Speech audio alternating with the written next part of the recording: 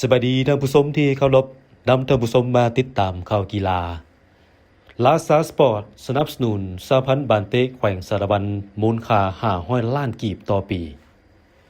เมื่อบ่ดนมานี้บริษัทลาซาสปอร์ตผู้ผลิตเครื่องกีฬาครบวงจรชื่อดังจากภาคใต้ของประเทศลาว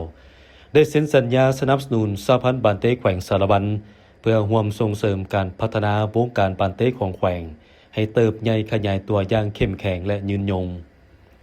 ต่างหน้าประธานสหพันธ์บานเตะแขวงสารวันร่วมลงนามโดยท่านโพธิยาวงจอมศรี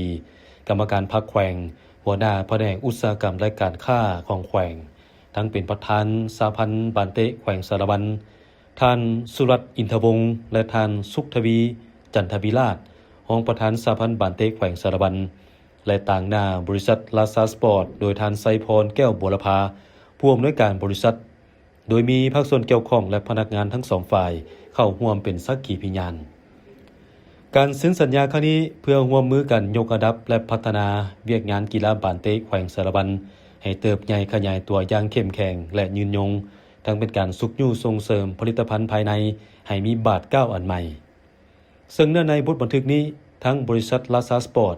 ผู้ผลิตเครื่องกีฬาครบวงจรยินดีสนับสนุนสนองเครื่องกีฬาและอุปกรณ์กีฬาให้กับคณะนักกีฬาแขวงสารวันทั้งทีมหญิงและทีมชายทุกรุ่นอายุทุกรายการแข่งขันในระดับภาคและระดับชาตินอกจากนี้ยังจะให้การสนับสนุนเวียกงานกีฬาในท้องถิ่นทั้งในระดับเมืองระดับแขวงทุกรายการรวมทั้งเวียกงานสื่อมวลชนสื่อโฆษณาประชาสัมพันธ์และถ่ายทอดสดทางลาซาสปอร์ตมีเดียตื่มอีกรวมมูลค่าสนับสนุน500 ล้านกีบต่อปีโดยเซ็นสัญญาเบื้องต้น5 ปี